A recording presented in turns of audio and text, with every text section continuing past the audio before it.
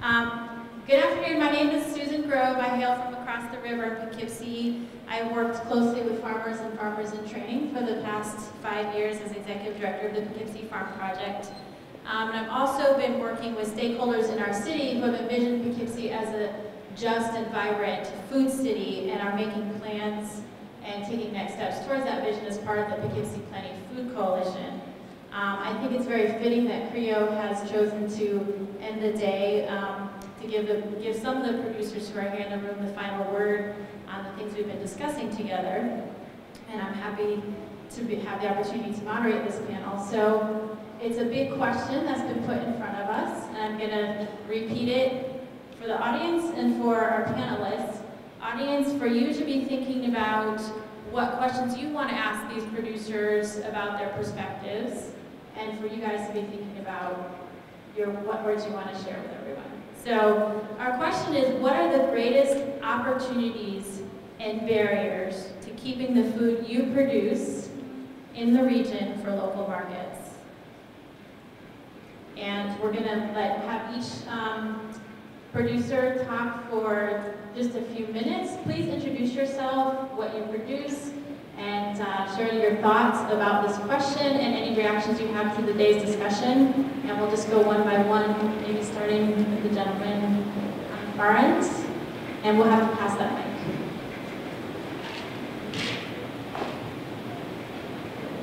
Hello. I'm Michael Migliori. I own White Cliff Indian Winery right here in Florida, 10 miles down the road. I farm 26 acres of grapes on our home farm, and I manage 5 other farms as far away as Long Island. The opportunity that exists in the Hudson Valley is that there's probably a demand for 1,000 acres of grapes right now to the wineries in the Hudson Valley. What I mean by that is wineries in the Hudson Valley go outside of the valley to Long Island and the Finger Lakes to purchase grapes to satisfy the need that they have to make wine. That's a great opportunity.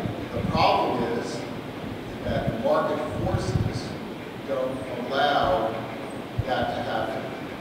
For the simple fact that a grower of honey crisp apples in the valley today can get about $6,500 an acre, and he can't get that much for wine grapes.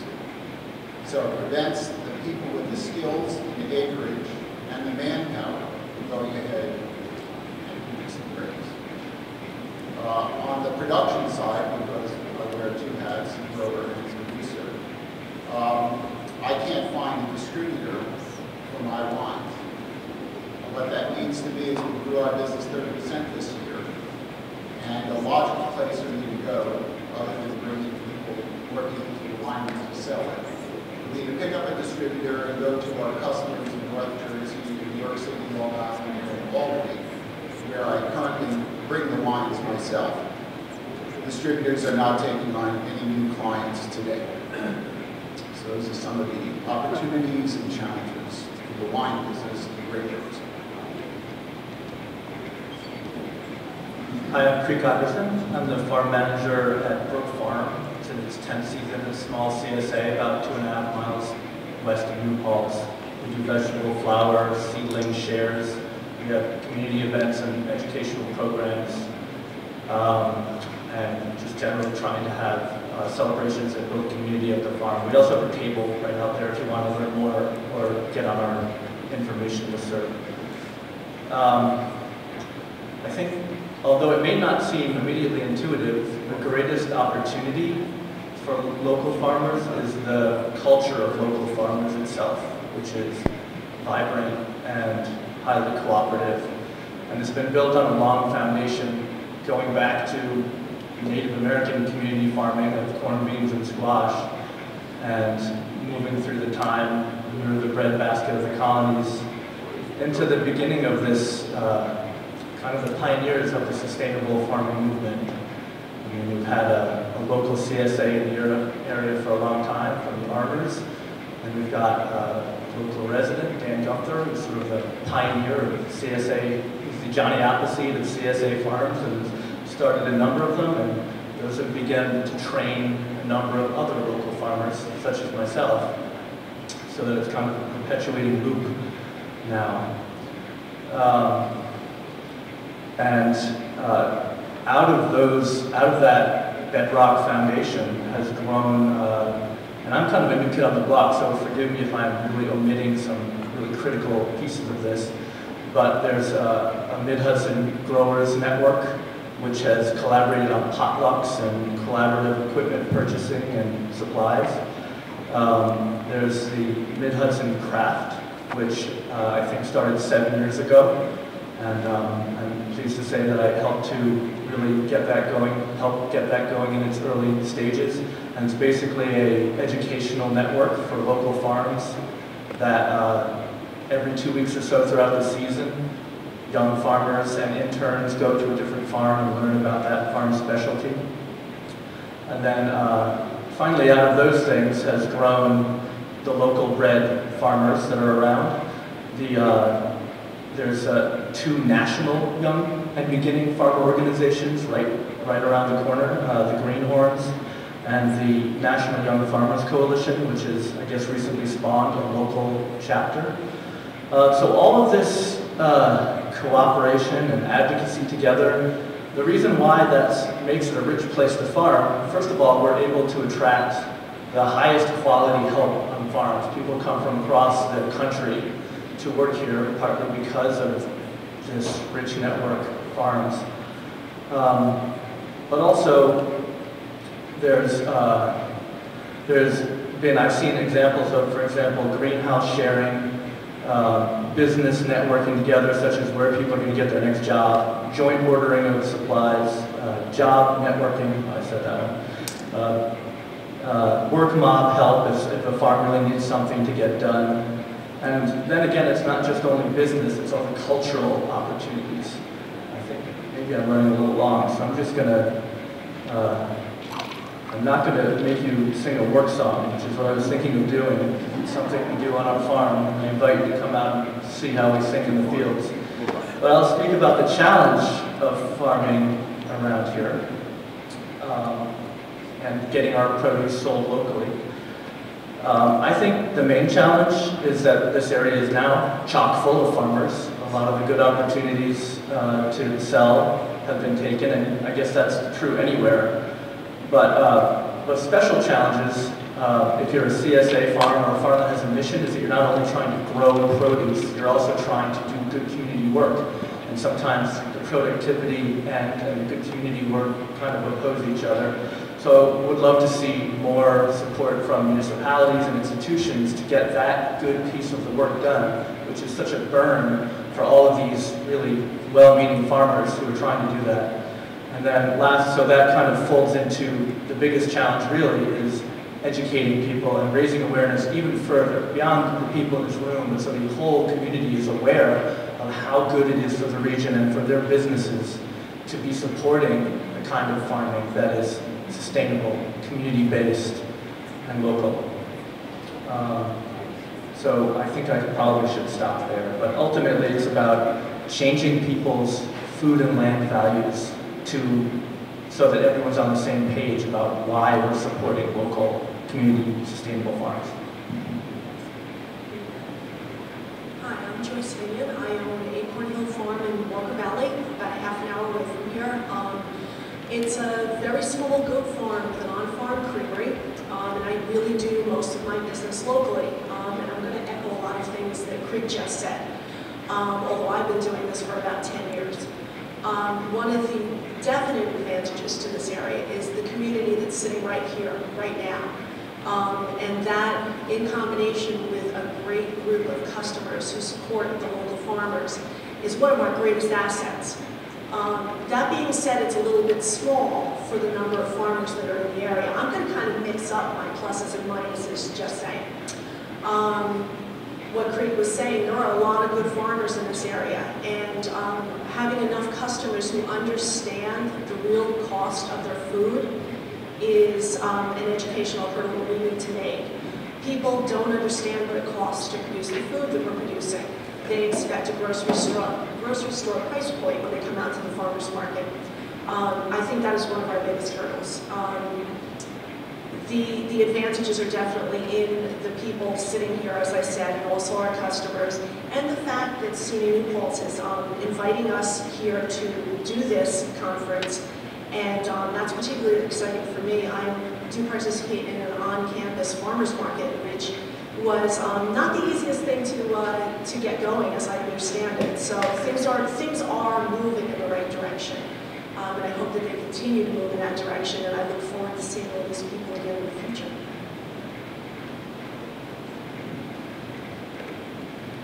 Good afternoon. My name is Kowski, and first off, I'd like to apologize for being late this morning, but the greenhouse came first, and it is back online. We have everything up and running the way it should be. I'm a black dirt farmer, and I define myself as black dirt because of the type of soil that I farm in. It's a pretty special place in this part of the Hudson Valley. I'm in Orange County in the town of Warwick. My farm is 150 acres, and I can cultivate 120. Without counting all my crop rotations, I generally have over 100 acres of production at any given time. That's the foundation. It starts with the soil. From there, we are a four-season farm. We never stop. We're always going. We have high tunnels, caterpillars, low tunnels, the field production. We have a certified kitchen on the farm. We have a monthly farmers market, which Joyce is a part of, the Katalin Farmers Market. I created it 3 seasons ago. A very successful market in the winter to complement, not compete with the other markets that are in existence in the county. We have breakfasts that we serve on the farm every Saturday and Sunday, year-round. We never close. We have a supper club, which is a once-a-month by reservation only 6-course tasting menu. The exact opposite of what you expect at breakfast, the high fine dining. These are some of the opportunities that so many of us can participate in. And it's also about partnerships and collaborations. Because when you come to my farm, you're not just seeing my farm, you're seeing the representation of all the other farmers that I've partnered with in the region. And it includes everything from jams and jellies to the meats that are on the table and the grains, the things that I either cannot grow or cannot grow and do well. So seeking out the other farmers that I can partner with who can complement and enhance and bring a whole system, an entire virtual market basket, not virtual, real market basket, to my part of the region, the part of the Hudson Valley that I occupy. We also sell down to farmers markets and to low-income communities down in New York City. We have a very strong clientele base, in particular in East New York and in the Bronx, which are low-income communities, and we're able to feed those folks through our CSA programs. And again, through partnerships and collaborations with community-based groups like Just Food, through United Way, and through so many other partners that we work with throughout the entire region. Again, these are some of the many opportunities that are out there for all of us, not just myself, but for all of us to participate in and take part of. One of the biggest challenges that we face, I heard a statistic thrown out last year, it was at a Department of Labor meeting. 30% of the jobs in agriculture in the Hudson Valley went unfilled last year. And that number will continue to get larger as more of us farm or as our businesses grow. Again, my business is quite large. It has a lot of components, a lot of facets. It takes a lot of skilled, very skilled people to make this work and to work in partnership with each other. And this labor shortage is really going to hurt all of us in so many ways. Where do we go and where do we turn to? I was talking to the young woman who's my market manager for the Pineland Farmers Market that I run. And she's working for another farmer now. And we were talking, I said, you don't have to do that, do this, try this, do that. You can make this work. You can create a little vegetable washing station that's heated with what you already have. You don't have to stand in 17-degree temperatures and wash potatoes. She's like, oh my God, how do I cram 20 years worth of knowledge in 5 weeks? How do we do that? How do we make that happen? That's one of the biggest challenges that I see for us here. Hi, I'm Katalin Moffett. I'm from Glenwood. Most of you maybe know Glenwood is a not-for-profit in Cold Spring. We do a lot of work around saving small farmers. We have a community-based program called Keep Farming. We work in communities. But we're also blessed to be on an old estate with a beautiful working farm. I think in this area, one of the biggest opportunities is that we do have really good sophisticated markets, very close to us within our own communities and very close to us. And the obvious disadvantage is the land cost, access to land, access to capital, and getting that produce to the markets efficiently when you really want to be farming. I think that I'll keep this short because I always think question and answers are better, but what you need to do is look at your own place where you are. We happen to be in an area where there's almost no other farms in Putnam County. We have a CSA that's now approaching 200 members. And although our farm is primarily suited for livestock, we do have this CSA, and that is the whole basis of our marketing. We sell almost everything we produce on the farm through our CSA. Now that model won't work everywhere else. Here in New Paltz, you can't throw a rock and not hit a CSA. So you need to start thinking about alternative markets. The advantage is there are alternative markets that are starting to emerge. Institutional markets are there. There's more and more growing awareness of people that want to buy local food. We had a chef from the UN at our place a couple of years ago, worked for one of the big companies, I think Sodexo, said that their corporate office said they needed to source 20% local food. He had no idea how to do it. He didn't even know where to go to get it. So these markets are emerging. And this is where these aggregation points, these processing points like Jim is doing, are so critical and are starting to offer opportunities to growers that maybe weren't out there even 5 years ago. So I think that that's the critical piece is this infrastructure that needs to develop, just as infrastructure is needed to develop for other aspects 5, 10 years ago, the infrastructure to get to these emerging institution markets is developing, and that is creating that along with the impetus for these emerging institution markets, creating a whole new opportunity for farmers. And the other thing that I will say, there's a lot of farms in the Hudson Valley that are like Glenwood. It's rocky, it's steep, you can't really cultivate it, but you can make very good grass on it and grow very good livestock on it if you know what you're doing.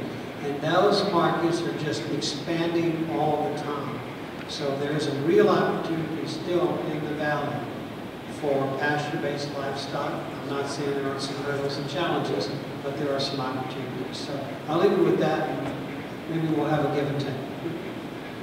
Thank you. Yeah, we want to save a lot of time in this panel for give and take. I know there's other producers in the room. I know we've all been thinking about this question from our own perspective of what are the opportunities and barriers here. So I want to open it up to you to ask questions of our producers, to maybe share a comment reflection you have on this question that we're dealing with. And the procedure is going to be, if you want to just shout it out as best you can, I'll repeat the question for the panelists so everyone can hear it.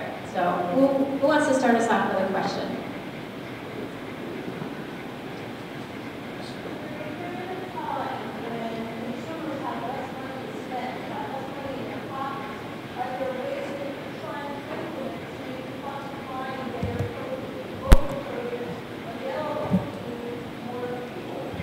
So when consumers have less money to spend, is there anything that you're doing to make the products that you sell more affordable to more people?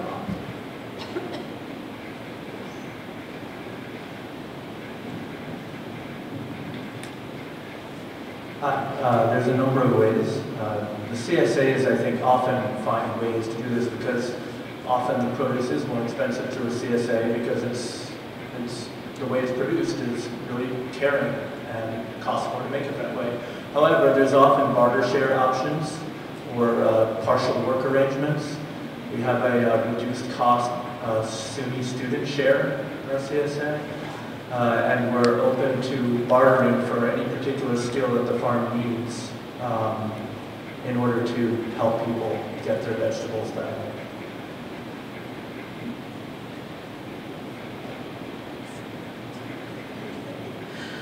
Some of the things that we're doing, we've created a model of CSA, and I can't say we created it, we borrowed the idea from other farmers, is we have gift cards at the farm. And you can buy a minimum CSA program of $100, and you get a $125 credit. And then you can shop as you want, when you want at the farm store and take advantage of the things that mean the most to you. We also partner almost every single one of our CSAs with a farmer's market. It helps to keep our overhead costs down. So when we're going to Brooklyn, we're making drops, we're setting up a farmer's market and then making deliveries to CSA sites. We're doing the same thing in the Bronx and Manhattan, similar type situations like that. And also because we recognize that the overhead of getting to a farmer's market, there's a truck, there's tents, there's tables, there's scales, there's personnel, all the display items you need, the wear and tear, the tolls, the gas, the fuel, all of it goes on and on. When you come to us at the farm, our prices are lower because you're coming to us. You're making the investment in your transportation and time. So when you come to our farm store, the prices are lower than what you might see at a farmer's market to compensate for that. Just very briefly, partly we have to get out of this attitude that food should be cheap, because when you get cheap food, you get cheap food, and it's not healthy for you. That being said, it's true that people have less resources to spend. We've been going through this whole exercise of really pricing out what it takes. And when we get to now with new organic grain prices and everything else, one of our chickens is going to cost $25. So how do you get around that? So partly, we get around that with education. So we have chefs that come in and do cooking demonstrations. How do you butcher and portion a chicken so that you can feed a family of 5 with one chicken? And you know what? Don't throw those bones away. Make a soup, make a stock so that you're getting everything out of that. And there is that expectation that you need to eat a huge piece of meat, but if you're partnering it in a good way, butchering it in a good way, you're really still getting a good value out of that chicken. And so partly it's education of how to cook, and so much of what we've been talking about all day gets back to people knowing how to cook and being willing to cook. Other questions?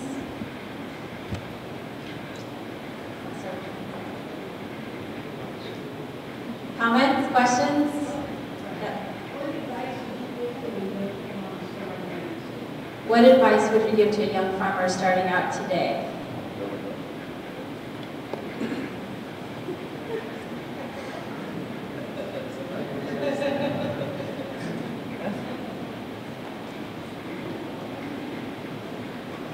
The advice I would give to you is to know your market, get together with other people and form a marketing organization, have a high quality product, and really know the business end of it, watch your costs and inputs. I agree with everybody here, we really have to educate our customers as to what we're doing.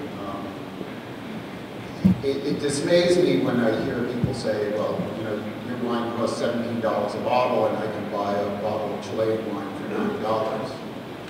But I'm not paying Chilean labor prices. That was brought up today.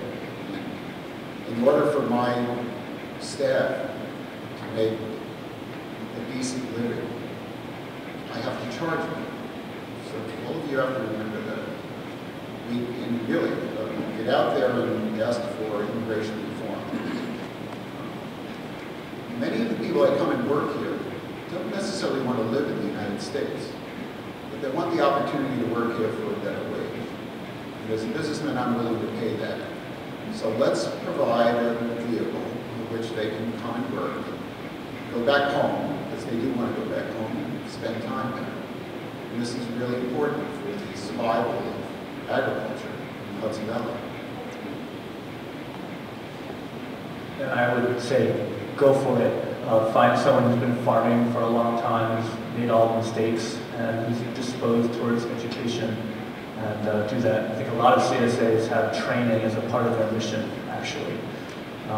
It's about the most therapeutic, good-for-you lifestyle I can imagine, being a sustainable community farmer. So.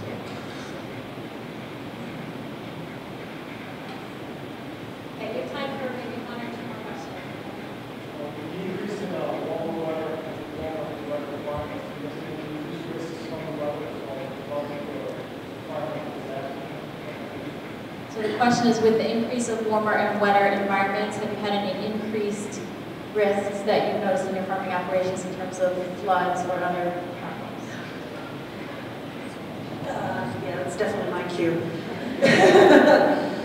During Hurricane Irene, as I said, my farm's 150 acres. I lost 80 acres of production in overnight, basically. We were under over 6 feet of water, probably 8 to 9 feet of water, for close to 3 weeks. Vegetables can't hold their breath that long and survive.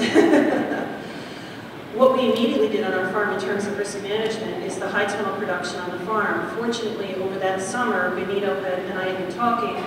Benito's my field manager, and we had moved all of our high tunnel production to the upper ends of the farm.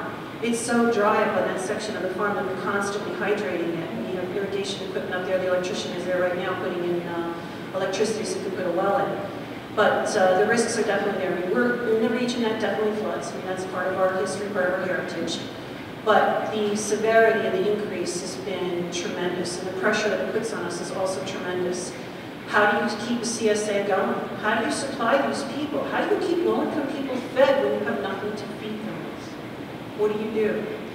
We went to our freezers. We had value-added production. Thank God we have a kitchen on the farm. We had squash in the freezers. We had other production. We kicked in the high tunnels, and we were able to start harvesting. But again, as you know, that does not turn on. It's not a magic switch. You don't go open the silver doors, and you have a kitchen or refrigeration unit full of vegetables that you can immediately take out. So we chose, and we made sacrifices, and our CSA customers made sacrifices. And our farmers markets allowed us to buy in. They allowed us to purchase from other farmers in the region to help supplement, to keep us all going.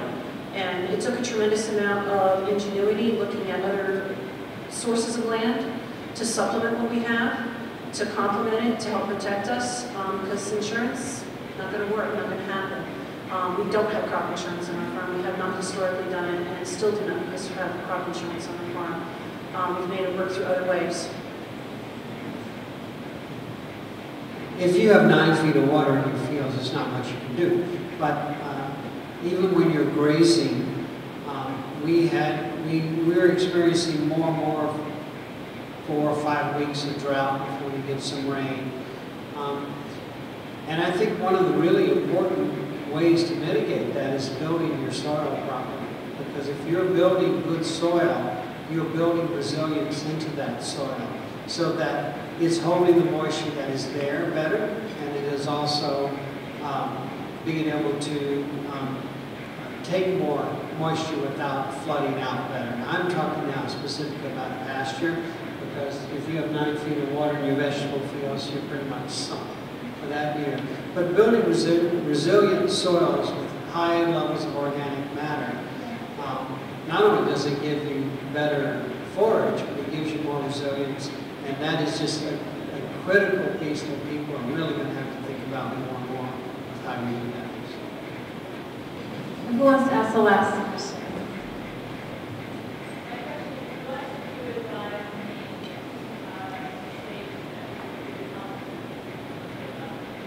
So the question from the senator is, what would you advise her to do to help you on the state level?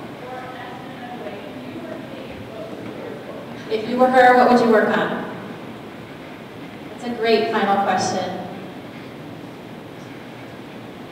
Get rid of ethanol subsidies right now. That would be a big start. It's a ridiculous situation. It is killing people as far as feed costs. It makes it almost impossible to raise chickens and eggs organically and have them be remotely affordable. Even conventional grain is almost out of reach right now. So I think the ethanol subsidies are horrible and really hurt us. I mean, there are a bunch of other things we can talk about. But that's the first one probably. Well, again, and I do realize that this is a federal issue, but we need help with this labor situation. And we need friendly Department of Labor representatives in our region who can work with the farmers to help with proper placement of workers in the proper farm, with the proper environment. You know, that is a thing, because that is something we've been dealing with. You know, the way that most young farmers get trained is through apprenticeships now. And so now we have these Department of Labor rules that say apprentices have to get paid minimum wage. And so you have to play all these games of and it really becomes a complicated bookkeeping thing. You have to give a minimum wage. These apprentices are very willing to work for X amount of money. which is somewhat under minimum wage. In Glenwood, we offer a decent stipend and housing, but it doesn't equal the minimum wage. So when so many farmers are getting trained through apprenticeships, if these labor rules where you have to pay minimum wage and play all these games, that is going to really stop some smaller farmers from hiring apprentices, which kind of makes that block in the opportunity for apprenticeships. So I'm not in favor of apprentices getting taken advantage of, and I understand why some of these regulations exist, but there needs to be some flexibility there because it's driving us crazy, frankly, the games we have to play with the county. And you know, we can kind of do it because we're not-for-profit, we have accounting offices and everything else, but what is a pain for us? I know it's a pain for the average small farmer, so that's the important thing. Reform the property tax system to benefit farmers.